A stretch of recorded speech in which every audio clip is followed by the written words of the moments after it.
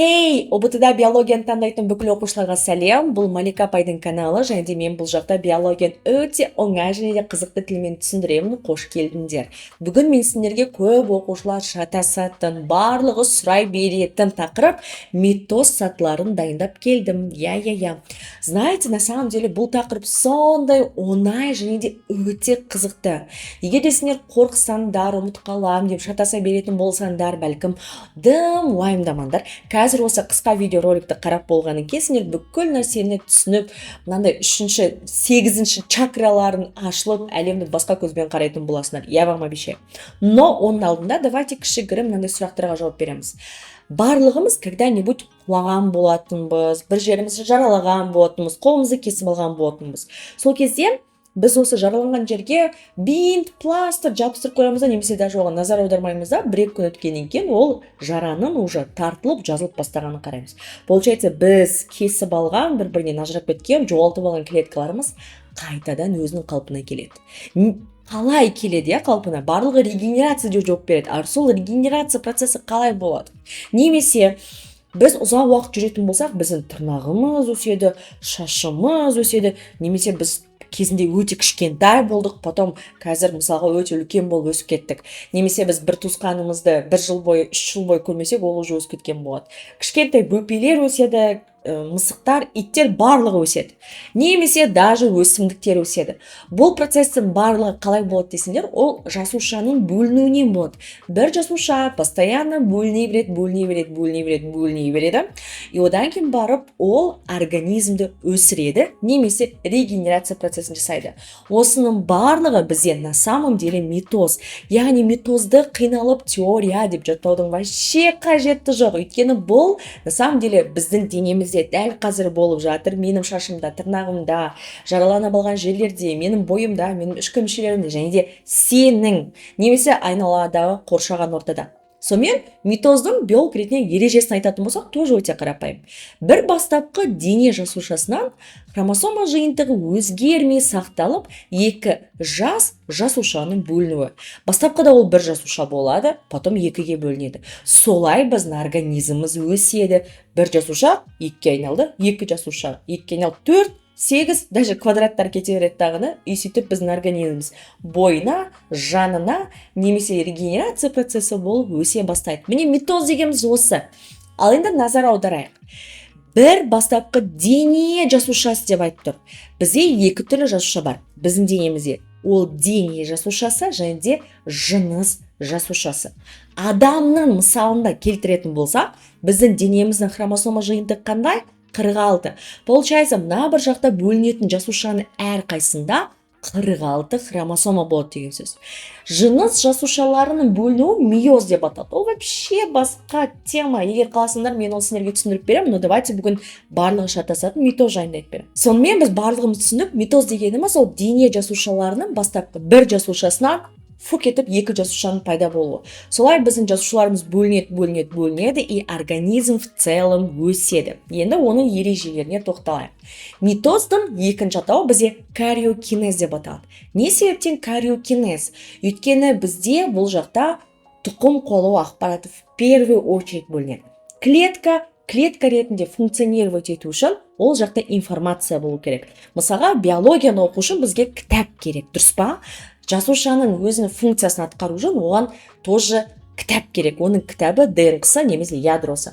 Сол себептен митоз немесе миоз кезінде бізде ең бірінші бөлінетін нәрсе ядро, яғни тұқым қуалау ақпараты дәл бастапқы күйдегідей бөліну керек. Сондықтан да оны екінші атау кариокинез деп атайды. Мына бір митоздың өзінің фазалары бар. Профаза, метафаза, анафаза, телофаза. Және де әрқайсы өзінің суреттеріне сәйкес астыларында тұр. Вообще қорықпаңдар, уайымдамаңдар. Қазір Малика апай осы сатылардың барлығын жеке-жеке түсіндіріп беретін болады. Ең алдымен митоз фазаларын айтпастан бұрын біз сендермен жасушалық цикл деген сөзбен танысуымыз керек. Цикл деген нәрсе полный бір өтіп шықты, айналып шықты, цикличный, қайталанды деген мағына білдіреді. Цикл дегеніміз осы. Енді жасушалық цикл дегеніміз түзілген жаңа жасушаның келесі бөлінуіне дейінгі кезеңі. Яғни бұл жасушаның циклы, яғни жасушалық цикл дегеніміз пайда болған жасушадан келесі екінші жасуша пайда болмай тұрып, оның өмір сүрген уақыты деген мағынаны білдіруге болады. Осы жасушалық цикл екі бөліктен тұрады. Жалпы интерфаза деп аталатын бөлік, мына суреттен көріп тұрсыңдар, интерфаза деген бөлік, және де кішкентай митоз деген бөлік. Получается, қараңдар, біз мына бір жақтағы какой-то бір 20%-ды оқиын деп жатырмыз, а қалған мына бір 80%-шы. Қалған мына бір 80%-ды кім бізге айтып береді? Қазір Малика апай сендерге айтып береді. Жасушалық циклдың ішінде интерфаза дегеніміз не? Интерфазаның екінші атауы өсу фазасы. Яғни осы моментте жаңадан пайда болған жасуша өсуі керек, чтобы полноценно кейін бөлініп келесі жасушаны тудыру үшін. Осы өсу фазасынан өзінің үш түрлі бөлігі болады. G1 кезеңі, S кезеңі және де G2 кезеңі. Жалпы интерфаза кезінде бізде жасушаның келесі бөлінуіне дайындығы жүреді. Барлық жасушалық циклдың 80%-ын алады. Интерфаза кезінде бізде бөлінуге дейін бүкіл заттар екі еселенеді. Ол бізде қоректік заттар, АТФ күйінде жинақталған энергия, органоидтардың саны артады. Мысалға, өсімдіктерде пластидтер және де біздерде жануарларда митохондриялар артуы мүмкін, чтобы энергияны даже жинақтау үшін. ДНК екі еселенеді және де жасушамыз жалпы өседі. Яғни бүкіл өзінің функцияларын атқарып, бүкіл нәрсені істеп екі еселеніп болғаннан кейін ғана бізде митоз фазасы болады. Яғни жасушаның бөлінуі, бір жасушадан екі жасушаның пайда болуы. Интерфаза сол бөлінуге дайындық кезеңі. Бұл видео сабақ сендерге пайдалы болып жатыр деген үміттемін, өйткені бұл сабақ ProBio курсының қолдауымен түсірілген. ProBio дегеніміз 10 және 11 сыныпта биологияны таңдап, ұбт тапсыру арқылы Қазақстанның ең топовый медициналық және де педагогикалық университеттеріне грантқа түскісі келетін оқушыларға арналған. ProBio курсының үш ерекшелігі бар. Бірінші, біздің өте қысқа түсінікті видео сабақтарымыз ыңғайлы платформада орналасқан. Екіншіден, мен оқушыларға аптасына 2 рет тікелей эфирде нұсқа талдау жүргіземін. Үшіншіден, біздің кураторлар әр оқушыға кері байланыс беріп, 24/7 байланыста болады. Бұның барлығы менің авторлық методикамен құрастырылған. В общем, біздің курста барлығы күшті. Егер де грантқа түскің келсе, төмендегі сілтеме арқылы өтіп, WhatsApp-қа жаз, күтемін. Енді осы жасушалық циклде бізде не болатынын қарастырып өтейік. Міне біздің бастапқы бөлінген жасушаларымыз. Жаңадан пайда болған жасуша жалпы пайда болды, и оның өмірінде G1 кезеңі басталады. G1 кезеңінде бізде бағанағы бүкіл заттардың өсуі жүреді. Яғни жасуша ұлғаяды, өседі, органоидтардың саны артады, қоректік заттар жинақталады, АТФ жинақталады. Яғни клетка уже келесі бөлінуіне дайындалады. Кейде жасушалар тыныштық күйге өтеді. Яғни олар вообще бөлінбеуі мүмкін, немесе бөліну оларға қажет болмауы мүмкін, неге олар спячкаға кетуі мүмкін.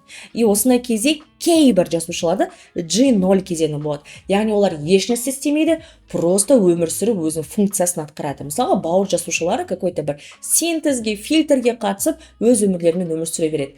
Қажет болған жағдайда ғана бауыр жасушалары бөліну мүмкін. Но мысалға, біздің теріміздің жасушалары 24 сағат немесе 48 сағат сайын бөлінеді. 24 немесе 48 сағат сайын бөлінеді. Оларда G0 кезеңі болмайды. Мысал ретінде, барлығы жасушаға байланысты. Одан кейін бар бізде S немесе синтез кезеңі болады. Синтез кезеңінде, яғни бір затты жасап шығару дейді, бұл жақта бізде ДНК-ның репликациясы басталады. Реплика дегеніміз көшірме деген сөз. Яғни ДНК именно синтез кезеңінде екі еселенеді екен. Қараңдар, біз сендермен жалпы қазір митоз сатыларын өтейін деп жатырмыз, потому что көп оқушылар одан шатасады. Но митоз сатыларын өтпестен бұрын біз жалпы жасушалық цикл дейтін түсінікпен танысып жатырмыз. Жасушалық цикл дегеніміз бір пайда болған жасушаның келесі бөлінуіне дейінгі өмір сүретін кезеңі. Осы кезең бізде интерфазадан және де митоздан тұрады. Интерфаза үш түрлі сатыдан тұрады. G1 кезеңде бүкіл заттар екі еселенеді, көбейеді, жинақталады. S немесе синтез кезеңде репликация, ДНК репликациясы болады. Және де G2 кезеңде уже жасуша полный митоздық бөлінуге дайындалады. Яғни өзінің бүкіл заттарын екі еселеді, жинақтады, ДНК-ны екі еселеді, и дальше уже митоздық бөліну болады. Сонымен балапандар, митоз дегенді қайтадан еске түсіреміз. Бір бастапқы дене жасушасынан хромосома жиынтығы өзгермей сақталып, екі жас жасушаның бөлінуі. Яғни бастапқыда бізде бір жасуша болды. Ол өзінің келесі бөлінуіне дейінгі бүкіл өмірлік кезеңін өтті, яғни циклды өткізді, интерфаза, G1, S, G2-ні өткізді, потом уже митозға бөліне бастайды. Митоз бағана біз айтқандай 4 түрлі сатыдан тұрады. Ол бізде профаза, метафаза, анафаза, телофаза. Мен қазір осы жақтағы әрбір сатыны түсіндіріп өтемін. Олардың міндетті түрде суреттері болады. Егер сендер мені тыңдап отырсаңдар, мен сендерге кеңес беремін, мені тек қана тыңдап қоймай, сонымен қатар осы суреттерді салып отыру. Өйткені биологтың ең басты мақсаты ол визуализировать ету. Яғни өзіне айтқан затын тек қана айтып қана қоймай, оның суретін салып түсіндіріп беру. Ендеше давайте профазаға өтеміз. Профаза. Қараңдар, интерфаза кезеңі болды, біздің ДНК-ларымыз екі еселенді, барлығы күшті, дальше митоз фазасы басталады. Профаза ең алғашқы саты. Не болады екен бұл кезде? Хромосомалар шиыршықталып, екі жіпшеден тұрады. На самом деле өте күшті сөз. Біздің жасушамызда көбісі ойлағандай, мысалы жасуша болады, потом ядро болады. Хромосомалар X тәрізді болмайды. Хромосомалар хроматин жіпшелері тәрізді біздің ядромыздың ішінде міне осылай жатады. Так вот, егер сендер X тәрізді хромосоманы көретін болсыңдар, бұл жақта уже жасуша өзінің информациясын екі еселеді деген сөз, көрдіңіз бе? 1, 2. Екі еселеді и бөлінуге дайындалып жатыр деген сөз. Ең біріншіден профаза кезінде хромосомалар шиырақталып, яғни оралып, бір-біріне өте тығыз массаға жасалып, мынандай жіп сияқты жатпайды, а тығыз массаға жинақталып, екі жіпшеден тұрады. 1, 2, көрдіңдер ме? Міне мынау бізде хромосомалар. Ядрошық жойылады, ядро қабығы ериді. Қараңдар, мынаның ішінде сендер ядрошықты көріп тұрған жоқсыңдар, а ядро қабығынан біртіндеп жойылып жатқанын көріп тұрсыңдар. Кариоплазма мен цитоплазма араласып кетеді. Кариоплазма дегеніміз ядро шырыны, яғни ядроның ішінде болатын сұйықтық. Цитоплазма деген жасушаның ішіндегі сұйықтық. Так как біздің ядромыздың қабығы еріп жатыр, оның ішіндегі сұйықтықпен жасушаның ішіндегі сұйықтық араласып кетеді деген сөз. Жасуша орталығының центроидері жасуша полюстеріне жылжып, бөліну ұршығын түседі. Бізде осындай органоид бар. Жасуша орталығы деген. Жасуша орталығының негізгі қызметі жасушаның бөлінуін көмектесу. Жасушаның бөлінуіне көмектесу. Міне мынау бізде центроид дейтін органоид. Екі полюске жылжиды, типа оңтүстік, солтүстік, яғни екі жаққа жылжиды. Одан кейін бар өзінен осындай міне бөліну ұршығын түседі. Мынау бізде бөліну ұршығы. Немесе оларды басқаша ахроматин жіпшелер деп атайды. Бұл бізге болашақта керек болады. Сонымен, бірінші фаза, профаза кезінде ядро қабығы ериді, ядрошық жойылады. Хромосомалар екі еселенген, хромосомалар шиыршықталып екі жіпшеден тұрады. Кариоплазма мен цитоплазма араласып кетеді. Центроидер екі полюске жылжып, өздерінің бөліну ұршығын түзе бастайды. Қараңдар, ережені айту бір бөлек, суретке қарап айту бір бөлек. Өте оңай. Так что сурет салыңдар. Келесі сатта бізде метафаза. Қараңдар, метафаза кезінде сурет уже басқаша, не болып жатыр екен бұл жақта? Екі хроматин жіпшесінен тұратын хромосомалар экватор бойында тізіліп тұрады, және метафаза пластинкасын түзетеді. Экватор дегеніміз қақ ортасы деген мағынаны білдіреді. Мынау бізде домалақ болса, мынау бізде оңтүстік, солтүстік болса, экватор дегеніміз дәл ортасы. Мысалға, жер шарында бізде тоже оңтүстік полюс бар, солтүстік полюс бар, және дәл ортасындағы сызық бізде экватор деп аталады. Яғни сендер бұны какой-то бір ортақ түсінік деп өздерін қабылдасыңдар болады. Сонымен біздің хромосомаларымыз тап-тұйнақтай болып осы экватордың бойына тізіліп жинақталып қалады екен. Дәл осындай көріністі бізде метафаза пластинкасы деп атайды. Жалпы метафаза пластинкасы бізге жасушаның хромосомаларының пішіндері қандай, количествосы, яғни саны қанша, соны анықтауға көмектесетін керемет құрал. Мысалға, когда жүкті әйел бізде генетический тест тапсырады ғой, немесе любой бір организмнің хромосома жиынтығын қарау үшін, біз микроскоптың астында именно осы метафаза пластинкасын қарап, хромосомаларды санаймыз. Мысалға, мынау кәдімгі микроскоптан метафаза пластинкасын көру деп аталады. Егер де ол организмде артық хромосома болса, немесе болмаса хромосома, то оның кариотипінде осындай патология бар деп организмге осындай диагноз қоятын болады. Жалпы метафаза пластинка дегеніміз осы хромосомалардың экватордың бойына жинақталып тұруы. Дальше не болады екен? Бұдан бөлек суретте біз не көріп тұрмыз? Екі полюске біздің центроидеріміз нақты жинақталып, өздерінің бөліну ұршықтарын әрбір хромосоманың центромерасына жабыстырған көріп тұрмыз, Центромера дегеніміз хромосоманың дәл ортасы, немесе екі еселенген хромосомалардың бір-бірімен байланысатын осындай жері деп түсінсеңдер болады. Бөліну ұршығының қалыптасуы аяқталады. Естественно, мына жақта олар енді түзіліп келе жатыр еді. Мына жақта уже түзіліп, әрқайсысы өздерінің хромосомаларының центромерасына жабысқан. Әр хромосомаға 2 А хроматин жіпшесі жабысады дейді.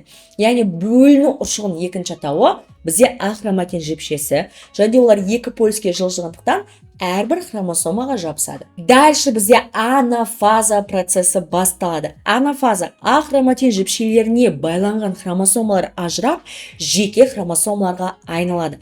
Балапандар, естерінде ғой, мен басында айттым. Біздің ДНК ақпаратымыз синтез кезінде екі еселенді. Профаза кезінде олар хромосома болып шиыршықталып, бізде центромер арқылы 2 хромосома болып жабысты. Анафаза кезінде олар бір-бірінен міне ажыраған екен. Диплоидты хромосомалар полистерге қарай жылжиды дейді. Суреттен біз оны анық көріп тұрмыз. Ең соңғы сатты осы митоздың, біз уже бітіп қалдық, көрінер ма қандай оңай? Ол бізде телофаза. Хромосомалар қозғалысы аяқталады. Ядрошық түзіледі. Міне ядрошық, міне. Ядро қабығы пайда болады. Көрінер ғой, ядро қабығы пайда болды. Цитоплазманы 2-ге бөліну жүзеге асады. Цитоплазманы 2-ге бөліну бізде цитокинез деп аталады. Пожалуйста. Жасуша теңде 2-ге бөлінеді. Получается, телофаза кезінде нағыз жасушаның өзінің денесі, яғни телосы қалыптасады деп түсінсеңдер болады. Бұл просто ассоциация. Яғни бізде бастапқы бір жасушадан уже 2 жасуша пайда болды. Көрдіңдер ғой? Сонымен, давайте бастапқы біздің митозымыздың ережесін еске түсіріп, мына бір суреттерге қарап, әртүрлі фазаларды айтып көрейік. Яғни сендерге уже митоздың фазалары қорқынышты болмау керек, өйткені мен бағана айтқан заттардан, мына бір суреттердегі визуализациядан сендер уже кішкене болсын түсініп тұрсыңдар. Митоз бір бастапқы дене жасушасынан хромосома жиынтығы өзгермей сақталып 2 жасушаның бөлінуі. Міне бастапқы бір жасуша, міне олар уже 2 еселенген. Ең бірінші фаза бізде қалай аталатын еді? Профаза. Профаза кезінде біздің хромосомаларымыз шиыршықталып, бір-біріне 2 еселенген болып жабысады. На самом деле хромосомалар X тәрізді тұрмайды. Олар всегда жеке дара тұрады. Егер де сендер X тәрізді хромосоманы көрсеңдер, ол уже 2 еселенген деген сөз. Не себептен екен оған келесі жасушаға беріп жіберу керек? Простите меня, жасуша без хромосомы не может существовать. Одан кейін бар, біздің центроидеріміз 2 полюске қарай жылжи бастайды, өздерінің бөліну ұршығын түсе бастайды, ядро ұршық жойылып, ядро қабығы еріп, кариоплазма мен цитоплазма қосады. Дальше метафаза кезінде біз нені көріп тұрмыз? Метафаза пластинкасын көріп тұрмыз. Олар экватордың бойына тап тұйнақтай болып жинақталып тұрады. Осыны бізде метафаза пластинкасы деп атайды. Әрбір біздің хромосомаларымызға, олар 2 есе X тәрізді, А хроматин жіпшелері немесе бөліну ұршығы жабысқан. Келесі бізде анафаза кезінде мына бір жіпшелер өздеріне 2 еселенген хромосомаларды ажырата бастайды, и біздің уже хромосомаларымыз 2 түрлі полюске кете бастайды. Телофаза кезінде бізде нақ 2 жасуша бөлініп қалыптасады, хромосомалардың жылжуы тоқтайды, ядрошық пайда болады, ядро қабығы пайда болады, и цитоплазма 2-ге бөлінуі цитокинез жүзеге асады. Енді қараңдар балапандар, осы митоздың фазаларын ұбт-да міндетті түрде біріншіден реттілік бойынша сұрайды. Реттілік бойынша сендер жаттап алу үшін мысал ретінде қысқаша біз ПМАТ деп жаттаймыз. Бастапқы әріптерді қосып жаттаймыз. ПМАТ. Профаза, метафаза, анафаза, телофаза. Немесе парта менің алдымда тұр деп жаттауға болады. Күшті лайфхак, иә? Парта менің алдымда тұр. Міне парта, ұбт-ға барғанда сендердің алдыларында тоже парта болады. Сасқалақтап, қобалжып кетсеңдер, уайымдамаңдар, парта сендердің алдыларында бар. Парта менің алдымда тұр. Профаза, метафаза, анафаза, телофаза деп жаттайсыңдар. ұбт-да тек қана реттілікті сұрамайды, сонымен қатар суретті сәйкестендір деп айтайды. Қай фазаға қай сурет сәйкес келетінін сендер міндетті түрде айтып беру керексіңдер. Ал енді балапандар, давайте біз сендермен тек қана анандай визуализированный графический суреттерді қарамаймыз, сонымен қатар микроскопта осы митоз фазалары қалай көрінетін қарайық. Мысалға, мынау пияз қабығының митозы болып жатыр. Мына жақта хромосомалардың шиыршықталып жатқанын уже көруге болады. Или мына жақта адам адам клеткасының митоз процесі микроскоптың астында қалай жүретінін қарайық. Міне мынау біздің клетка, міне қазір клетканы көрсетеді бізге. Ішінде хромосоманың шиыршықтап жатқанын көріп жатсыңдар, иә, уже 2 еселенген хромосомалар. Потом олар бізде міне метафаза пластинкасын түзіп уже ажырап кетті дағыны. Телофаза кезінде цитокинез болып цитоплазма 2-ке бөлініп, міне осындай жасуша пайда болды. И представляете, дәл осындай керемет процесс бұл тек қана мына бір мектептегі ереже емес.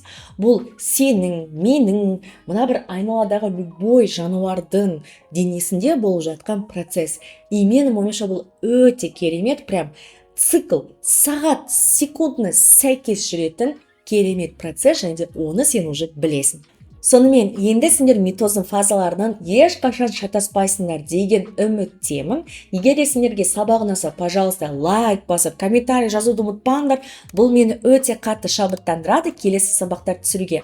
Ал егер де сендерге миоз тақырыбы керек болса, комментарийға жазып кетіңдер. Келесі видео сабақ миоз жайында болады. Всем пока!